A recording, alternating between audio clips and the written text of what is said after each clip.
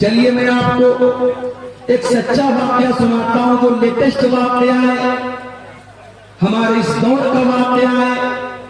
इस दौर में जब इंसानियत मुर्दा हो रही है, जब अखलाक फना हो रहे हैं, जब लोग बातें तो बड़ी बड़ी करते हैं लेकिन अमल के मामले में जीरो हैं, इस दौर का एक सच्चा वाकया मैं आपको बता रहा हूं।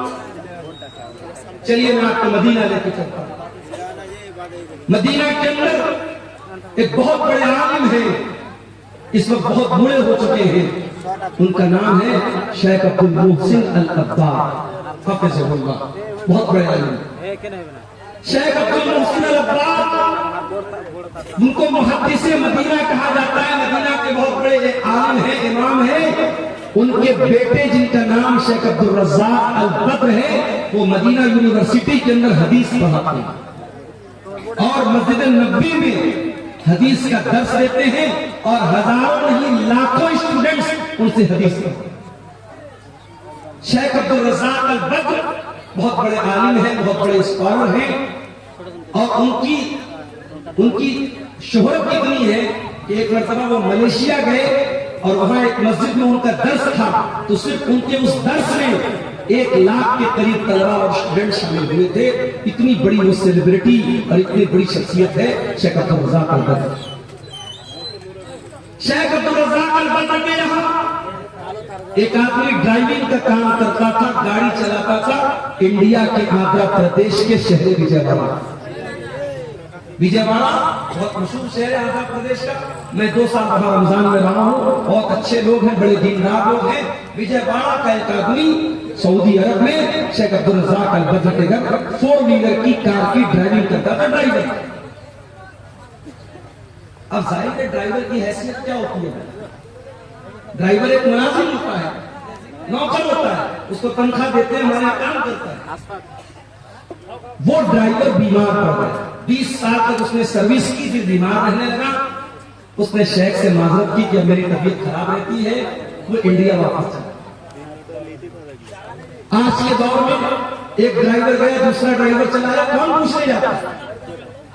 शेख अब्दुल रज़्ज़ाक अल बद्र अपने उस बूढ़े ड्राइवर को रोजाना तो नहीं, महीने में 3-4 बार कॉल करके उसकी हालचाल पूछते हैं, उसकी तबीयत के बारे में रिपोर्ट लेते हैं।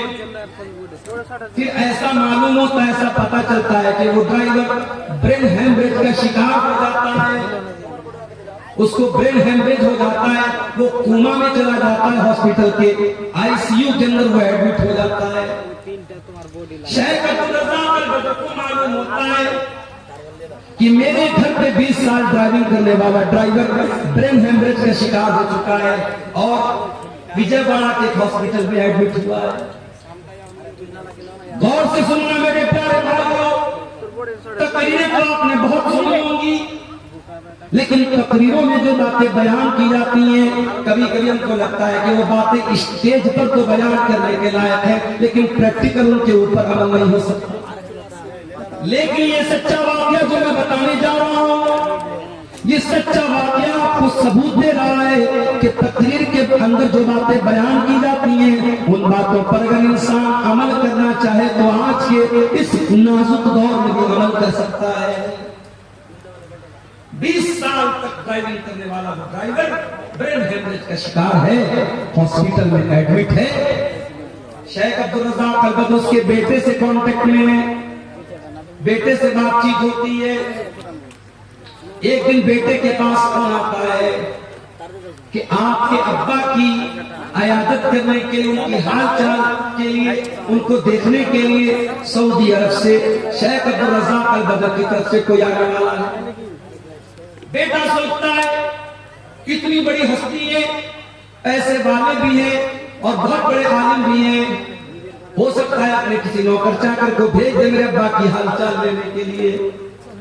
वो दिन तय हो जाता है, टाइम तय हो जाता है और उस ड्राइवर का बेटा अपने इलाके के एयरपोर्ट पर जब पहुंचता है, क्या देखता है? उस एयरपोर्ट पर पहुंचने के बाद वो क्या देखता है कि शेख अब्दुल रज़्ज़ाक अल बद्र खुद फ्लाइट से तशरीफ लाए हुए।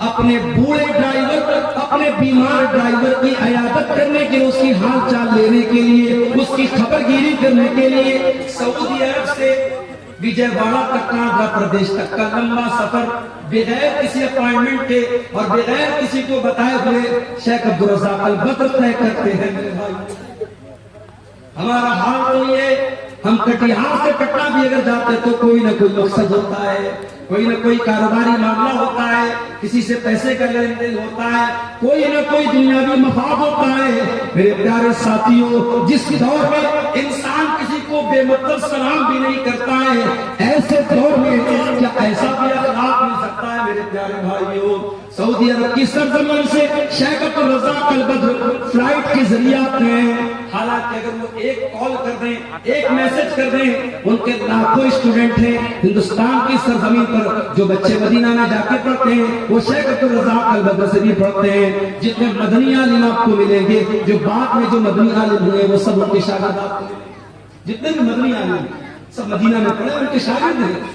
एक मैसेज कर दें, तलबा की और स्टूडेंट की भीड़ लग जाएगी।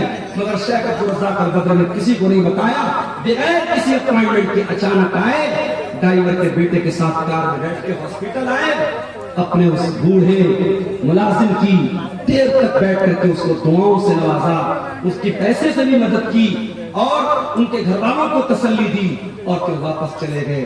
मेरे प्यारे साथियों, ये इस दौर के आलिम, एक कुरान सुन्नत पर बयान करने वाले और कुरान सुन्नत पर अमल करने वाले एक आलिम का सच्चा वाकया हमें ये बताता है। मेरे भाइयों के दिल में अगर अल्लाह का डर हो, दिल में अल्लाह का खौफ हो, तो कुरान सुन्नत की बातें सिर्फ स्टेज पर बयान नहीं होती हैं, उनके ऊपर अमल भी किया जा सकता है और आज के दौर में अमल करने वाले भी मौजूद हैं। हमारा मामला क्या है? मुझसे कभी कभी लोग सवाल करते हैं, मैं मुंबई गया, लोग मुझसे पूछने लगे, मौलाना साहब लगता है आपका प्रोग्राम कटिहार में बहुत होता है। अच्छा, कुछ तो चैनल वालों की मेहरबानी है, एक ही तकरीर को 10 चैनल वाले, अब तो ये माशाल्लाह गिनती करना चाहते हैं, वो गिनती भी नहीं कर सकते कितने कैमरे लगे हैं, इसमें क्या क्या नाम है चैनल का ये भी नहीं मालूम। अब तो मैं डरता हूं भाई, कौन सी बात कब निकल जाए और ये चैनल वाले क्या उसको उन्वान दे दें। डॉक्टर जाकिर नायक साहब के बारे में मैंने बड़े अदब के दायरे में, बड़ी तहजीब के दायरे में, इसी सीमांचल में तकरीर में उनकी कुछ बातों से इख्तिलाफ किया।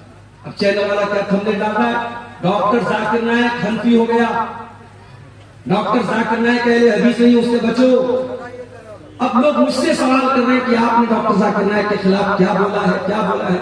मैंने कहा भैया जाकर चैनल वालों से, तो हालात तो ये है, मैं बयान कुछ करता हूं, उस पर रिपोर्ट कुछ लगा देता हूं, तो लोग मुझसे सवाल करते हैं मुंबई वगैरह में कि मौलाना लगता है आपका प्रोग्राम उधर जो है कटिहार साइड में, सीमांचल साइड में बहुत। और हकीकत में अगर आप देखें, सिर्फ मेरी बात नहीं है, जो भी हमारे जमात के बड़े बड़े मुकर्रीन हैं, जैसे मौलाना जरजीत साहब हो गए और इसी तरीके से और भी जो भी इस वक्त जो मुकर्रीन जिनको हम जानते हैं, जो चल रहे हैं या जिनको सोशल मीडिया पर सुना जा रहा है, उसमें से बहुत सारे लोग आपके सीमांचल में आते हैं। सीमांचल में जलसे इतने हो रहे हैं, तकरीरें इतनी सुनी जा रही है, मगर असर क्यों नहीं हो रहा है? क्या बेपर्दगी में कोई कमी आ रही है? क्या शराब के नशे में कोई कमी आ रही है? क्या ज़िनाकारी और बदकारी में कोई कमी आ रही है? क्या शादी ब्याह में लेन देन में कोई कमी आ रही है? इसी बिहार की सरजमीन पर चंपारण के हमारे दोस्त हैं, साथी हैं, हमारे साथ पढ़ाने वाले टीचर हैं, उनकी बेटी के रिश्ते की बात आई। लड़का मामूली सा कोई काम करता है, मेहनत मजदूरी का काम करता है, 5 लाख रुपए की डिमांड की। वो टीचर हमारे साथ पढ़ाते, कहने लगे मौलाना ये हालात है हमारी जमात की, अहले हदीस लड़का है, घर वाले बड़े पक्के अहले हदीस हैं, 5 लाख रुपए की डिमांड हुई है कि लड़के की शादी कर रहे हैं, 5 लाख रुपया। मेरे भाइयों, दावा करना बंद कर दो अहले हदीस में। तुम्हारे शादी ब्याह में अगर तुम कुरान और सुन्नत को फॉलो नहीं करते हो, लेन देन में अगर कुरान और हदीस को फॉलो नहीं करते हो, चाल चलन में कुरान और हदीस पर नहीं चलते हो, तो सिर्फ सीने पर हाथ बांध कर और रफुल यदैन करके अपने आप को अहले हदीस कहना बंद कर दो, बंद कर दो, अहले हदीसों को बदनाम कर दो।